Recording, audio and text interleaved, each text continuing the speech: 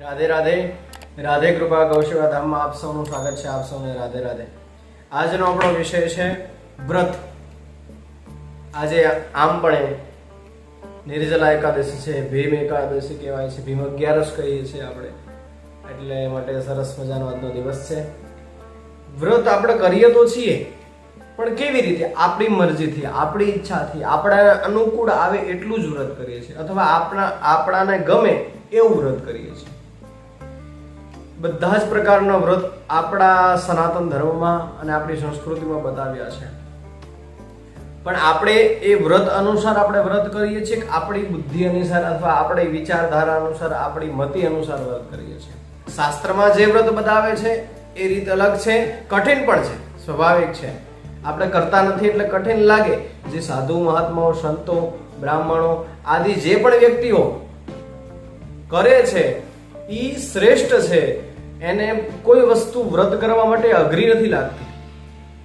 પહેલો નિયમ તમે એ જાણો કે વ્રત એટલે શું?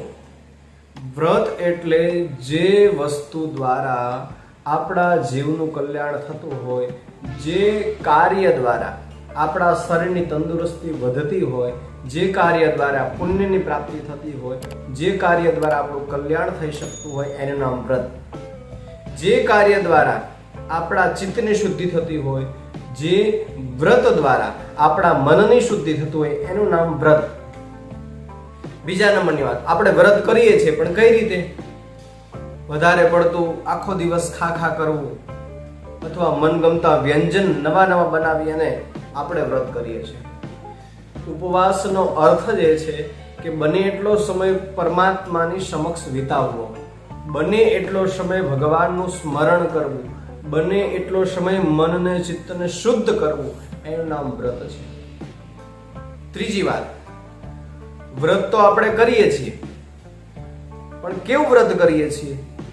10 વ્યંજનો જમીને, 5 વાતો કરીને, મેં આજે એકાદશી કરી છે, મેં આજે પૂર્ણિમા કરી છે, મેં આજે આઠ અષ્ટમી કરી છે, આવી બધી વાતોને વિસ્તાર કરીને આપણે વ્રત કરીએ છીએ. પણ બંધુઓ એટલું વસ્તુ યાદ રાખો કે જેટલો વિસ્તારથી આપણે આપણા વ્રતની ગણના કરીએ છીએ અથવા જેટલું આપણે વ્રત કર્યું છે એ વ્રત વિશે આપણે કોઈને જણાવીએ છીએ, જે કંઈ જપ તપ કર્યું છે એના વિશે આપણે જણાવીએ છીએ, તો એક વાત નિશ્ચિત છે કે દરેક વ્યક્તિનું પુણ્ય ક્ષીણ થાય છે, પુણ્ય ઘટે છે. માટે ક્યારે આપણા શાસ્ત્રમાં ક્યારે તમે અથવા આપણા સનાતન ધર્મમાં કોઈ સાધુ મહાત્માને ક્યારે પણ પોતાના વ્રત તપનું ગુણગાન ગાતા આપણે નહીં જોયા હોય. માટે વ્રત કરવો, જપ કરવો, તપ કરવો એવી રીતે કરવો જેવી રીતે કહેવાય ને કે જમણા હાથથી દાન કરીએ ને ડાબા હાથને ખ્યાલ ના આવે, ડાબા હાથને ખબર ના પડે, એવી જ રીતે જે કંઈ વ્રત કરીએ ને કોઈને ખબર હોવી જોઈએ નહીં. આપણે કેટલું કરીએ છીએ, કેવું કરીએ છીએ એ આપણા ઉપર આધારિત છે, અને જે કરીએ છીએ ને શ્રેષ્ઠ કરીએ છીએ. જો આપણે જણાવીએ છીએ તો કરેલું જે કર્મ છે એનું પુણ્ય આપણી પાસે રહેતું નથી. કરેલું જે વ્રત છે એનું ફળ આપણને મળતું નથી. માટે વ્રત કરવાના સમયે એક ક્ષણમાં એ ધ્યાન રાખવું જોઈએ કે આપણે જે વ્રત કરીએ છીએ એમાં સંપૂર્ણ આપણો ભાવ સમર્પણ હોવો જોઈએ. બીજા નંબરની વાત, વ્રત કરતા પહેલા આપણા વ્રતની અંદર આપણને સંપૂર્ણ શ્રદ્ધા હોવી જોઈએ. જ્યાં સુધી શ્રદ્ધા નથી હોતી ત્યાં સુધી એ વ્રતનું ફળ અથવા એ વ્રત પ્રત્યેનો ભાવ આપણી અંદર પ્રગટ થતો નથી. માટે વ્રત એવું કરવું જોઈએ જેના દ્વારા આપણી શ્રદ્ધા સ્થિર રહે, આપણો ભાવ જાગૃત રહે. અને વ્રત કરવામાં જો શ્રદ્ધા આવશે તો ભાવ આવશે, અને ભાવ આવશે તો રુચિ આવશે. પણ આપણી અંદર જો શ્રદ્ધા જ નહીં હોય કોઈ વ્રત કરવામાં, તો ક્યારેય ગમે એટલા વ્રતો કરીશું કે ગમે એટલા ભૂખ્યા રહીશું કે ગમે એટલા તરસ્યા રહીશું, એ વ્રતનું પરિણામ ક્યારે મળવાનું. અને વ્રત બંધુઓ એવું કરવું જોઈએ માત્ર ને માત્ર એક જ કારણ નહીં કે કરવાનું કીધું છે ને આપણે કરીએ એટલા માટે કરવું જોઈએ કે એના દ્વારા આપણા મનની શુદ્ધિ થાય, એના દ્વારા આપણા ચિત્તની શુદ્ધિ થાય, એના દ્વારા આપણા આત્માની શુદ્ધિ થાય, અને એના દ્વારા પરમાત્માનું સ્મરણ થાય. એ વ્રત કરવાનો મહિમા છે. વ્રત તો આપણે બહુ બધા કરીએ છીએ. એકાદશી આવે તો આજે એકાદશીનું વ્રત હશે ઘણા બધાને, પૂર્ણિમા આવે, અષ્ટમી આવે, કાલ ગંગા દશેરા ગયા તો દશેરાનું વ્રત હશે. ઘણા બધા વ્રતો આપણા સનાતન ધર્મની અંદર ઘણા બધા વ્રતો બતાવ્યા છે, પણ એ વ્રતમાં આપણાને એટલી બધી રુચિ હોતી નથી. એ વ્રતમાં આપણાને સંપૂર્ણ શ્રદ્ધા હોતી નથી. ઉપવાસનો અર્થ છે ભગવાનનું સ્મરણ કરવું. આપણે ઉપવાસ તો કરીએ છીએ, પણ આપણે ભોજન કરીને, અન્ન ખાઈને અથવા આપણાને ગમતા વ્યંજનો ખાઈને આપણે વ્રત કરીએ છીએ. માટે ઉપવાસ કરવો તો ભગવાનનું સ્મરણ માત્રનો નિયમ છે. બીજા નંબરની વાત, કદાચ આપણે ભોજન ના ભૂખ્યા રહી શકીએ, ના તરસ્યા રહી શકીએ તો એક સમય જમીન અથવા ફલાહાર કરીને આપણે વ્રત કરવું જોઈએ. ફલાહાર પણ ના કરી શકીએ તો એક સમય જમવું જોઈએ.